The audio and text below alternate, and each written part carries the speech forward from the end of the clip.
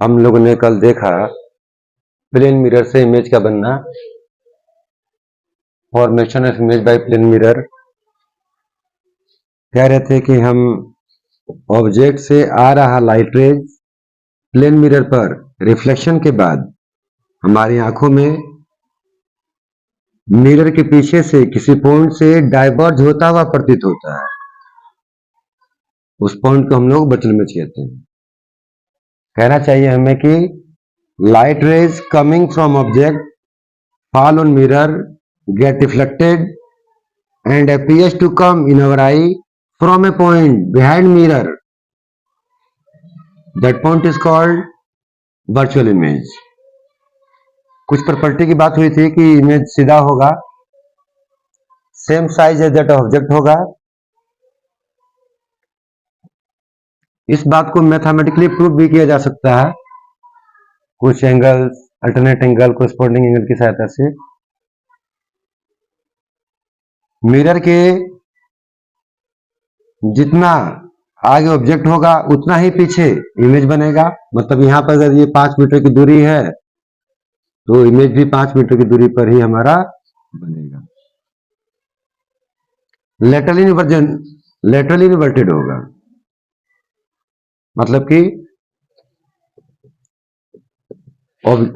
Image का right side object के left जैसा और इमेज का लेफ्ट साइड ऑब्जेक्ट के राइट साइड जैसा अपीयर होगा। जैसे हम लोग मेरे सामने खड़े हो जाएं तो कलम जो हमारे बाईं ओर लग रहा है, ये मिरर के पीछे जो इमेज बना हुआ होगा उसमें क्या नजर आएगा कि दाईं ओर है। ठीक है जी। एक टॉपिक आता है मैथ में जिसका नाम है सिमेट्री। ठीक है जी। यदि कोई बॉडी है उसको 2 इक्वल पार्ट में डिवाइड कर दिया जाए जो एक दूसरे का मिरर इमेज हो तो उसे बोलते हैं कि बॉडी में सिमेट्री है। तो सिमेट्रिकल बॉडी में लेटरल वजन महसूस नहीं होता है। होता है, लेटरल वजन होगा जरूर, पर सिमेट्रिकल चीजों में महसूस नहीं होगा। बड़ी तेजी में अपने 10th के हिसाब से ही मैं एग्जाम्पल ले लेता हूं एक आध। लेटर्स पर लिखा हुआ है, लेटर्स पर जैसे ए है, देख रहे हो लेटर ए को, ये 2 इक्वल पार्ट में बांटा जा सकता है। इसका लेटरल इन्वर्जन होगा तो मान लो मिरर है, पर हम उसे महसूस नहीं करने पाएंगे। बी का 2 इक्वल पार्ट नहीं हो सकता है, बी का 2 इक्वल पार्ट नहीं हो सकता है। लॉन्गिट्यूडनली लेटरल, लॉन्गिट्यूडनली लंबाई के लोंग, भले ट्रांसवर्स के लोंग हो सकता था, इसका इमेज कैसा बन जाएगा, यहां महसूस हो रहा है। ये लेंथ वाइज अनसिमेट्रिकल है। लेंथ वाइज अनसिमेट्रिकल है। ये हमें महसूस हो सकता है कि लेटरल इन्वर्जन हुआ है। और ये लेंथ वाइज क्या था, सिमेट्रिकल था। सिमेट्रिकल था। इसके 2 इक्वल पार्ट हो सकते थे, वो दोनों इक्वल पार्ट एक दूसरे के मिरर इमेज भी हो सकते थे। ठीक है जी। जैसे ओ में महसूस नहीं होगा, एच में महसूस नहीं होगा, आई में महसूस नहीं होगा, जे महसूस होगा।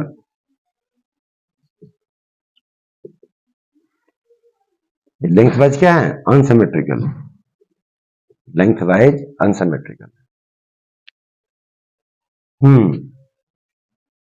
इससे यदि आगे बढ़ा जाए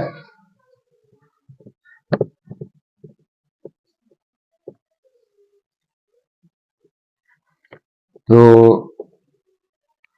rules for formation of image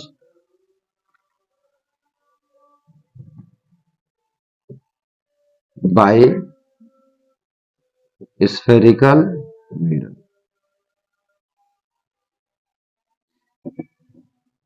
जब हमने मिरर पढ़ा, कॉनकेव मिरर, कॉन्वेक्स मिरर, इन दोनों से इमेज कैसे बनने पा रहा है?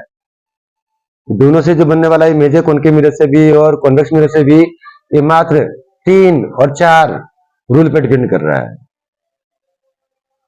ठीक, कॉनकेव मिरर से 6 केसेस होंगे इमेज बनने के, और कॉन्वेक्स मिरर से कुल मिला के 2 ही केस हैं, उसमें कोई वेरिएशन नहीं आने वाला है। तो पहले रूल देखा जाएगा,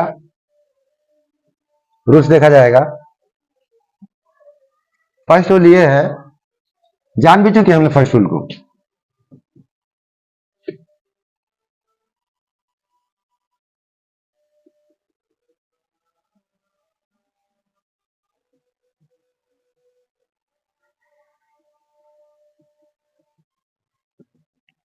फोकस के डेफिनेशन के दौरान हम जान भी गए थे। पहला रूल ये है कि प्रिंसिपल एक्सिस के पैरेलल जो लाइट रे आ रही होंगी वो रिफ्लेक्शन के बाद फोकस से पास होंगी। इसका रिफ्लेक्शन इधर की ओर है, पैरेलल कमिंग लाइट रे रिफ्लेक्ट होगी, क्या नजर आएंगे हम लोग को? कि फोकस से आ रही है। ये फर्स्ट रूल है। जो व्यक्ति ध्यान से क्लास में होगा या वीडियो देख रहा होगा वो समझ पा रहा होगा कि ये फोकस के डेफिनेशन में ऐसा ही बात हमने कहा था। हमने फोकस के लिए भी यही बात कहा था कि प्रिंसिपल एक्सिस के पैरेलल आ रहा लाइट रे रिफ्लेक्शन के बाद जिस पॉइंट से पास होता है उसे फोकस कहा जाता है। कॉनकेव मिरर में, कॉन्वेक्स मिरर में, ये कॉनकेव है, ये कॉन्वेक्स है। कॉन्वेक्स मिरर में प्रिंसिपल एक्सिस के पैरेलल आ रहा लाइट रे रिफ्लेक्शन के बाद ऐसे डाइवर्स होता है कि लगता है कि फोकस से आ रहा है, हालांकि फोकस से आ नहीं रहा है, वो तो मिरर पे गिरा है, रिफ्लेक्ट होकर चला जा रहा है, और देखने वाले को व्यक्ति लगा कि वो कहां से आ रहा है, फोकस से आ रहा है। ये फर्स्ट रूल हुआ, ये फर्स्ट रूल हुआ। Light coming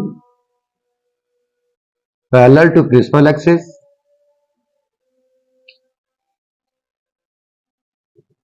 after reflection passes through focus,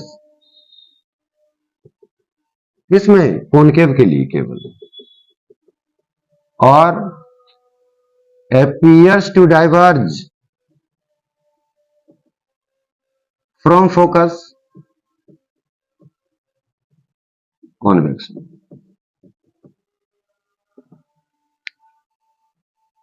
concave case, concave mirror के केस में पैरेलल कमिंग लाइट रे फोकस से पास होगा, पास होगा, और कॉन्वेक्स मिरर में appears to diverge होगा फ्रॉम फोकस, लग रहा है कि फोकस से आ रहा है, हालांकि फोकस से आ नहीं रहा है। ये पहला रूल हुआ। सेकेंड रूल, रूल्स इमेज बनने के लिए सर्कल मिरर से दोनों पे अप्लाई कर रहे हैं साथ साथ ही। दूसरा है कि light incident on focus, concave में ही गिरा पाएंगे हम लोग, और appears to incident on focus convex में, become parallel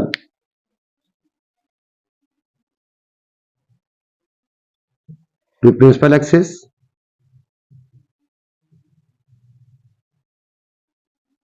after reflection। Same इसका अपोजिट, इसी बात का अपोजिट।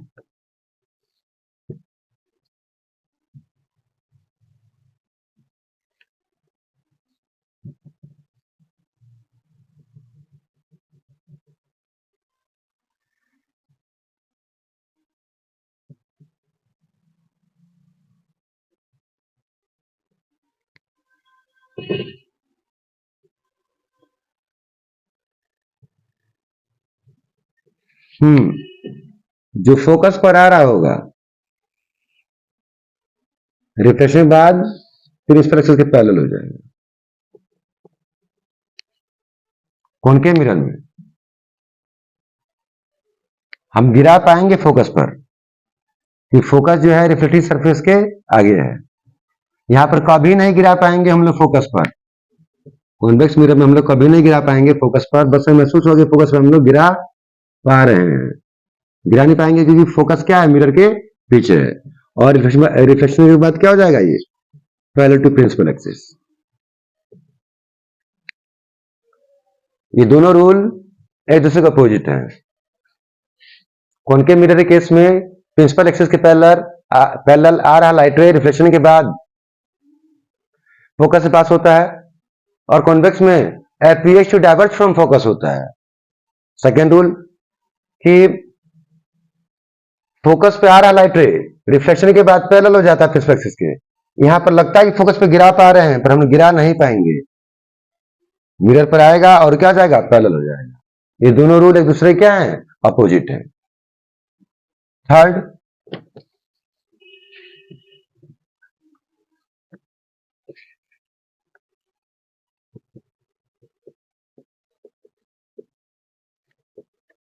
थर्ड रूल है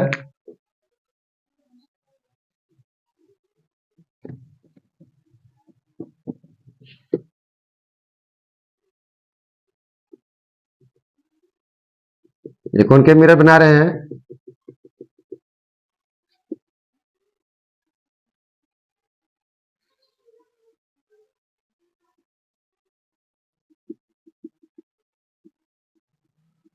कॉन्वेक्स मिरर है।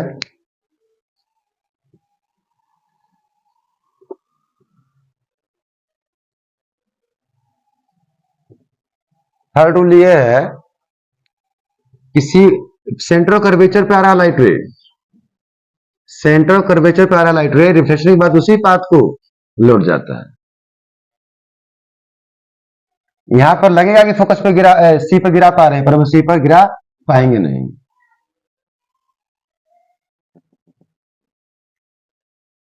लग रहा है कि सी पे गिरा पा रहे हैं, पर हम सी पे नहीं गिरा पाएंगे। ये थर्ड रूल है। Light ray incident on centre of curvature, C से लिखते हैं या पूरे लिख देते हैं, सेंटर ऑफ कर्वेचर कॉनकेव में गिरा पाएंगे, और appears to incident on center of curvature, किसमें, कॉन्वेक्स में। समझ पा रहे हैं मेरी बात को जी? हम सी पे कब गिरा ही नहीं पाएंगे यहाँ पे लाइट रे, क्योंकि सी मिरर के क्या है, पीछे है, रिफ्लेक्टिंग सरफेस के पीछे है। यहाँ पे संभव हो पा रहा है, सी पे गिरा सकते हैं, रिफ्लेक्टिंग सरफेस की ओर ही सी है, आएगा लुट चला जाएगा, आएगा उसी पर लुट के चला जाएगा। क्या होगा जी, after reflection retraces their path, retraces दोबारा तय करता है अपने पाथ को, retraces their path। ऐसा क्यों होने पा रहा है,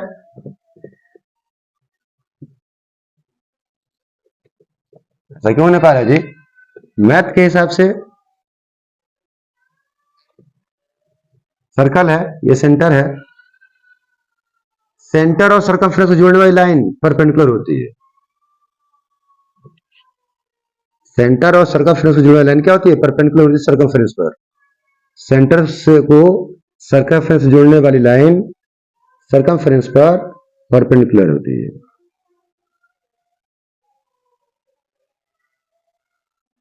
तो रुकेंगे हम लोग। ये हमारा सरफेस हो क्या, रिफ्लेक्टिंग सरफेस। सबसे पहला जिस बात हुआ, शुरुआत में बात जो हुआ था, क्या है रिफ्लेक्टिंग सरफेस। इस पर लाइट इंसिडेंट हो रहा है, ये पॉइंट ऑफ इंसिडेंस हुआ, इस पे खींचा गया नॉर्मल, इस पर खींचा गया परपेंडिकुलर, नॉर्मल कहलाता है। इंसिडेंट रे और नॉर्मल के बीच में बना गया एंगल इंसिडेंट एंगल कहलाता है। जितना एंगल आई होगा उतना एंगल आर बन के क्या होगा, ये रिफ्लेक्ट हो जाएगा। ठीक है जी। हम आई इंसिडेंट एंगल कम करेंगे तो हमारा आर एंगल भी क्या हो जाएगा, कम हो जाएगा। आई को और कम करेंगे तो आर भी हमारा और कम हो जाएगा। मान लो कि हम सरफेस पर परपेंडिकुलर लाइट गिरा दे रहे हैं, किसी रिफ्लेक्टिव सरफेस पर हम लोग लाइट रे परपेंडिकुलर गिरा दे रहे हैं। ये सरफेस हो गया, ये लाइट रे गिरा दिया हमने, इंसिडेंट रे हो गया। तो पॉइंट ऑफ इंसिडेंस तो यही ना है जी, इसी पर खींचेंगे हम लोग क्या, परपेंडिकुलर, तो नॉर्मल भी वहीं पर हो गया। आई एंगल कितना हो गया, 0। तो जिस पर आ रहा है उसी पर लौट भी जाएगा आर।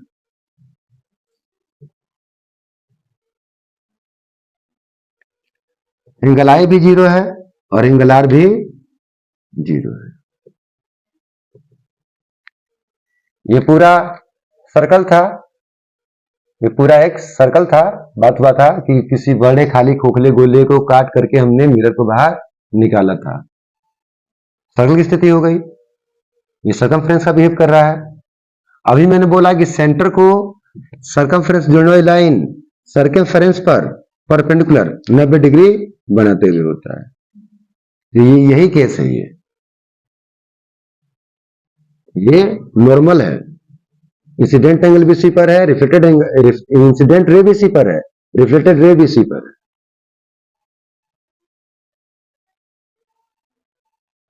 ये बात इतने शब्दों में क्लियर होने पा रहा है? यदि नहीं होने पाता है तो आप लोग मैसेज के जरिए मुझे बताएंगे, फिर और कुछ बोला जाएगा। फिलहाल 2-3 लाइन की बात यह है, मैथ के अकॉर्डिंग की सर्कल है, सेंटर होगा उसका, सेंटर से कोई भी लाइन सर्कमफ्रेंस को टच करेगी तो सर्कमफ्रेंस पर क्या होगा, वो 90 डिग्री पर ही होगा। ठीक। अब मैंने क्या बोला, मैंने बोला कि आप किसी सतह पर लाइट रे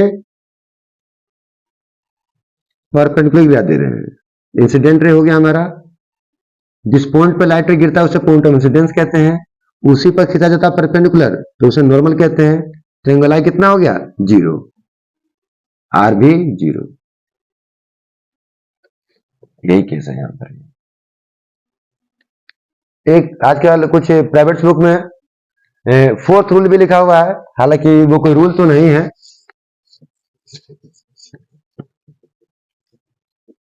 वो तो सिंपल बात बोल दिया जा रहा है कि मिरर के पोल पर ये गोला पूरा खींचना पड़ रहा है मुझे अपना आइडिया लेने के लिए कि कहां पर सी होगा, कहां पर एफ हो सकता है, और ले ही लेना चाहिए फेस पढ़ने वालों को। ओ, दोनों कौन के बन गया, इसका पोजीशन भीतर होगा।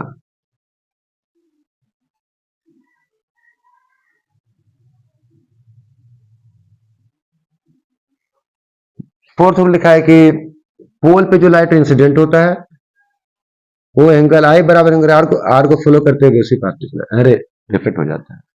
पोल पर आ रहा light ray law of reflection को फॉलो करते हुए रिफ्लेक्ट हो जाता है। Light incident on pole get reflected obeying law of reflection। ये 4 रूल है हमारे यहाँ। इन 4 रूल से भांति भांति केस की इमेज बना दे सकते हैं। ऑब्जेक्ट की दूरी मिरर के रेस्पेक्ट में बदलती रहेगी और मिरर रेस्पेक्ट में पोजिशन ऑफ इमेज भी बदलता रहेगा। इंडिकेट किया था मैंने कि जितना रेडियस ऑफ कर्वेचर होता है उसके हाफ क्या होता है जी, फोकस होता है। एफ बराबर स्मॉल एफ बराबर R by 2, radius of curvature का हाफ होता है फोकल लेंथ। अब यदि इनसे आगे बढ़ा जाए तो हमारे यहां कॉनकेव मिरर से 6 केसेस हैं। कॉनकेव मिरर से 6 केसेस है इमेज बनने के, और कॉन्वेक्स मिरर से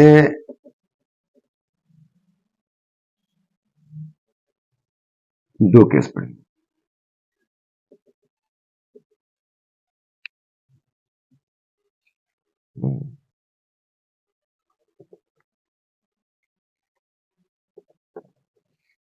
आज इतना ही रहने।